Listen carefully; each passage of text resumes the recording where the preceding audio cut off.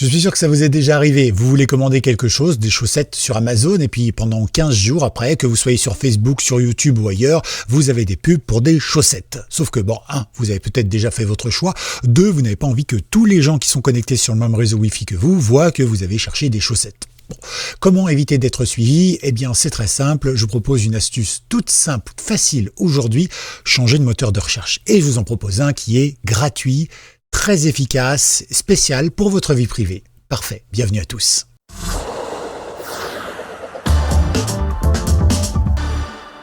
Bonjour à tous, donc c'est Gaël et dans mon métier, je vois énormément de gens qui se disent « Ah, comment on fait pour ne pas être suivi par Google, par Bing, par Apple, etc. etc. » C'est vrai que le problème, c'est qu'on est suivi tout le temps, partout, sur notre système d'exploitation, iOS, Android, Windows, Linux, macOS.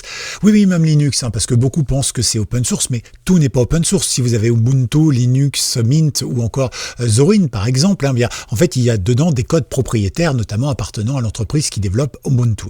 Donc, vous voyez que vous en avez quand même et vous êtes un petit peu tracé. Alors, l'idée, c'est évidemment de laisser le moins de traces possible. Si vous êtes sur Windows et Apple, de toute façon, vous êtes tracé de bout en bout. Alors ça, vous pouvez rien y faire, c'est leur business model. Mais pour les autres, eh bien, vous pouvez faire quand même des petites choses sympas sur vos programmes, choisir la bonne distribution Linux ou autre chose. Bon, ça, c'est un détail.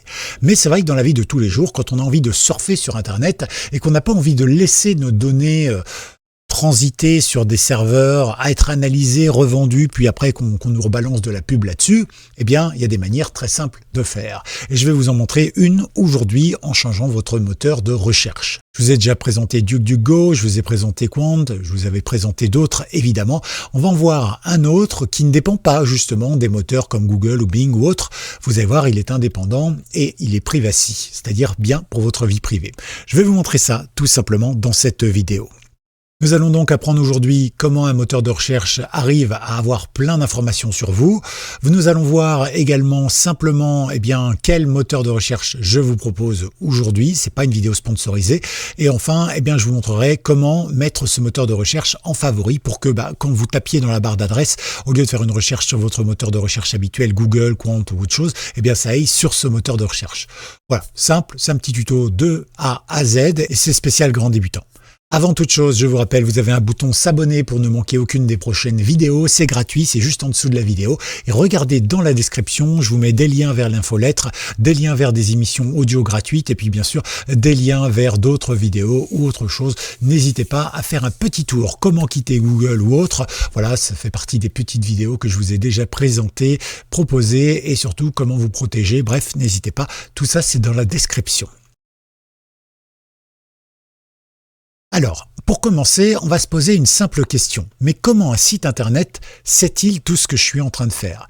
Et je dirais même comment sait-il où sont localisées mes connexions, etc.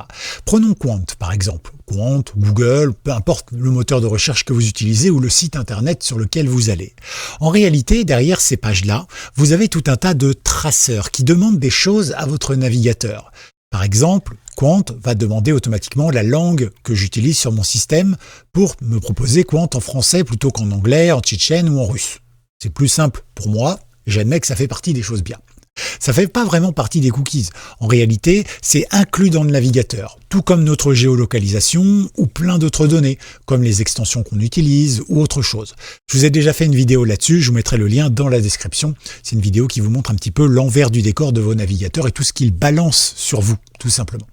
Ok, donc vous voyez que notre navigateur, c'est une véritable pipelette et n'importe quel site internet, s'il en a envie, peut demander toutes ces informations. Pas terrible. Alors, ne vous inquiétez pas parce que des moteurs de recherche comme DuckDuckGo ou encore Qwant ou autres, ils ne cherchent pas à vous identifier personnellement. Oui, il vous propose de la publicité, mais elle n'est pas ciblée. C'est-à-dire qu'il ne cherche pas à savoir qui vous êtes, à récupérer vos données et à vous proposer parce que vous êtes un homme senior d'un certain âge qui a cherché auparavant, des trucs pour les chaussettes sur chaussettes en hiver, par exemple. Il sait que vous avez froid aux pieds, globalement, voilà, il va vous proposer ça. Alors qu'il ne proposera pas ça à votre fils qui a exactement la même connexion ou qui se sert de l'ordinateur ou à votre femme qui utilise aussi la même connexion. Vous voyez, c'est de la publicité ciblée. Et pour éviter ça, justement, on utilise des navigateurs comme Qwant, qui est français par exemple, et qui ne récupère pas les données. Le seul souci, vous allez le voir tout à l'heure, qu'il y a une différence entre Qwant, DuckDuckGo et celui que je vais vous proposer aujourd'hui. Différence essentielle, notamment pour votre vie privée et votre sécurité. Et les performances aussi. Bref, on va voir ça. Le logiciel que je vous propose, eh bien, par exemple, c'est celui-ci. Il s'agit de Mogic, mogic.fr, facile de s'en souvenir. L'idée de Mogic, déjà, c'est de vous le proposer en français. Donc on cherche des résultats différemment. Pourquoi? Parce qu'il indexe lui-même ses propres informations. C'est-à-dire qu'il n'est pas en train de renvoyer potentiellement des infos, des requêtes et des choses comme ça à un autre moteur de recherche. Il fait tout de A à Z, et ce qui explique effectivement que bien après, il vous permet d'être tranquille. Secondo, il ne fait pas de publicité ciblée. Donc voilà, c'est un moteur de recherche indépendant, en pleine expansion, qui respecte la vie privée. C'est la devise, et d'ailleurs si on va dessus, bon là c'est écrit en anglais, mais voilà, vous pouvez évidemment avoir ici tout plein d'informations que vous pouvez faire traduire sur ChatGPT par exemple, si vous le souhaitez. Bon. Après, pour la démo, c'est exactement la même chose. Vous cherchez par exemple des chaussettes. Voilà, par exemple, ici, et vous voyez que vous avez des chaussettes de qualité, etc. Moi, j'utilise pas de bloqueur de pub. Vous voyez que j'ai pas grand-chose ici en publicité, donc c'est plutôt une bonne idée. Donc voilà, j'ai des petites choses simples, c'est pas trop embêtant. Ici, je peux avoir un résumé si je veux, ou bien avoir accès à des images. Et donc tout ça, c'est inclus directement dans le moteur de recherche, et mes données ne sont pas envoyées au moteur de recherche. Pareil, je peux avoir des images, et tout ça, c'est des choses qu'il a indexées lui-même, et non pas des choses qui ont été indexées par d'autres moteurs de recherche. Donc c'est quelque chose de plutôt sympathique. Alors maintenant, comme je vous le disais, comment se rémunère-t-il? Eh bien, en réalité, c'est assez simple. Quand on dit c'est gratuit, c'est toi le produit, c'est pas toujours tout à fait vrai. Par exemple, si vous prenez VLC Media, qui est un logiciel, ou si vous prenez LibreOffice, d'accord, c'est gratuit. Et vous n'êtes pas un produit. Il n'y a pas de récupération de données, il n'y a pas d'argent, il n'y a rien. Voilà. Le but, c'est simplement de développer des choses. Donc, le gratuit, c'est toi le produit, ça marche que quand c'est une entreprise. Et là, vous allez me dire, mais Mogic, c'est pas des bénévoles. Et vous avez tout à fait raison. Donc, effectivement, il y a une histoire d'équivalence, de produits. Mais après, vous avez un produit genre, vous regardez, mais vous avez quelques publicités, ou vous regardez, vous avez de la publicité, et en plus on récupère vos données et on les revend. Il faut savoir que quand Google ou Apple récupèrent nos données, eh bien globalement, ça rapporte en gros par personne, par utilisateur, à peu près 60 €, entre 40 et 60 € par an, directement aux franchises, donc aux marques, Google, Apple, etc. Donc ils ont tout intérêt à récupérer vos données. Voilà. Ici, ils ne le font pas. Ils affichent juste un petit peu de publicité. C'est exactement ce que je vous dis quand moi je vous dis, par exemple, je ne fais pas pour l'instant de sponsoring sur YouTube. Du coup, si vous pouvez débloquer les bloqueurs de pub pour regarder mes publicités, ce serait sympa. Pourquoi? Parce que ça rémunère une partie. Moi, je dois être à peu près à 10 € pour 1000 pubs vues. J'ai fait, par exemple, le mois dernier, 430 000 vues. Je devrais donc tourner aux alentours de 4 000 € en moyenne de revenus. Or, au lieu de ça, j'ai plutôt eu, je crois, 1100 ou 1200 €. L'État me prend la moitié, donc vous voyez, il ne reste pas grand-chose. Ça veut dire que 3/4 des gens ont des bloqueurs de publicité et bloquent les petits créateurs. Du coup, qu'est-ce qui se passe? Les petits créateurs, ou même les créateurs qui ont envie juste d'essayer de vivre de ce qu'ils font, ils font du sponsoring et des choses comme ça. Du coup, le bloqueur de publicité, ça marche pas puisque c'est directement inclus dans la vidéo. Et vous ne savez plus si ce que la personne vous raconte, c'est du sponsoring, c'est-à-dire qu'elle est payée pour vous dire ce logiciel, il est bien, ou si c'est simplement un avis honnête, franc et démarqué de toute marque commerciale qui vous est proposée, comme je le fais pour l'instant sur cette chaîne. Donc vous voyez, bloquer les publicités ou simplement bloquer le suivi, c'est pas tout à fait la même chose. C'est important de le noter. Et ici, par exemple, vous voyez, vous n'avez pas énormément de pubs non plus. Donc vous voyez. Donc ça, c'est quelque chose d'intéressant. Et eux font ça, ils ont aussi des liens shopping affiliés. Par exemple, là, vous voyez que c'est du sponsoring qu'ils vous proposent. Donc ça, c'est des petits liens shopping, par exemple, tout simplement parce que pour eux, c'est plus facile de vous proposer ici des liens avec lesquels ils ont passé un petit partenariat. Vous cliquez sur le lien, vous, ça vous coûte pas plus. Eux, l'entreprise est mise en avant et Mogic récupère un petit pourcentage si jamais vous achetez ou parce que vous avez cliqué. Donc, c'est une sorte de gagnant-gagnant sans trop être embêtant. Donc, en plus, on ne surveille pas. Voilà. Dites-moi en commentaire, vous, quelle est votre optique par rapport à ça? Qu'est-ce que vous en pensez? Est-ce que vous pensez que demain, parce que tout le monde bloque les pubs, le monde du web sera soit très influencé parce que sponsorisé, soit entièrement payant? Voilà. Dites-moi un petit peu ce que vous en pensez et je comprends tout à fait. Maintenant, respectez l'avis de tout le monde parce que je pense que c'est intéressant. Ça favorise le débat. Alors juste avant de vous proposer de mettre ce moteur de recherche en moteur de recherche par défaut quand vous tapez ici directement, eh bien je vous propose de faire un petit parallèle rapide avec DuckDuckGo ou Qwant que je vous ai déjà présenté. Eux aussi, tout comme Mautic d'ailleurs, eh bien ils ne récupèrent pas vos données et surtout ils se font discrets, font de la pub discrète et quelques petits partenariats comme ci comme ça, évidemment pour se financer, c'est bien normal, mais ils ne créent pas de profil détaillé sur vous. Maintenant, la vraie différence entre Mautic par exemple et Qwant ou DuckDuckGo, eh bien c'est qu'en réalité, eux derrière, eh bien ils sont affiliés à un vrai moteur de recherche américain, un gros moteur de recherche, etc. Ils ne font pas cette partie recherche entre guillemets, ils font juste une partie filtre, alors que lui, Mautic, eh bien il passe son temps en fait à essayer de rechercher et d'indexer des sites internet pour que vous ayez un choix de recherche plus important. Mais du coup c'est bien parce que ça leur donne une indépendance. Ils ne sont pas forcément soumis au fait que si Bing décide par exemple de supprimer un site internet de sa base, eh bien ni DuckDuckGo ni par exemple Qwant ne pourra vous le proposer puisque de toute façon il n'est plus dedans. D'accord? Donc c'est embêtant. Alors que Mautic, il reste maître de ses propres fonctionnalités. Et puis en plus de ça, ça vous permet tout simplement aussi d'être sûr qu'à aucun moment, il n'y a aucune de vos requêtes qui va filtrer vers un géant américain aspirateur de données. Voilà, donc après c'est vous qui choisissez. Maintenant on va voir comment est-ce que sur différents navigateurs, on met ce moteur de recherche en favori pour que ce soit simple. Alors on va simplement déjà aller là. Vous voyez que ici, moi, le moteur de recherche par défaut de Firefox, c'est Google. Alors j'en ai quelques-uns ici, ok. Et si je vais ici dans les trois petits points, et que je vais ensuite dans Paramètres, par exemple, et que je descends ici dans Rechercher, dans Recherche, vous voyez ici, je peux choisir un moteur de recherche. Ok, mais je suis limité. Google, Bing, DuckDuckGo, eBay, Perplexity, Qwant et Wikipédia. Vous voyez que pour un navigateur de recherche censé aborder la privacy, on a quand même beaucoup d'entreprises qui récupèrent les données, comme Perplexity, comme eBay, comme Bing, comme Google. Ils auraient pu en mettre d'autres, par exemple, qui sont beaucoup plus respectueux de la vie privée. Sauf que là, vous voyez, vous ne pouvez pas en rajouter. Alors, comment fait-on sur Firefox? Tout à l'heure, on parlera de Google et des Chrome en général. Eh bien, sur Firefox, c'est très simple. Donc, vous allez revenir sur Mautic, d'accord, sur la page d'accueil, comme ça, c'est mautic.fr. Et vous allez simplement cliquer droit sur la barre d'adresse, ici, et vous allez faire en bas, je ne sais pas si je peux zoomer, non, ça ne marche pas, ajouter Mautic France. Vous cliquez dessus, et à partir de ce moment-là, quand je vais ouvrir un nouvel onglet, donc je reste toujours sur Google et compagnie, mais Mautic est là. Ok? Donc ce qu'on va pouvoir faire maintenant, c'est tout simplement le définir par défaut. Donc je reviens ici, les trois petits points, je reviens sur Paramètres, je vais ici dans Recherche, je vais ici dans Moteur de recherche par défaut, et je vais choisir Mautic France. C'est tout.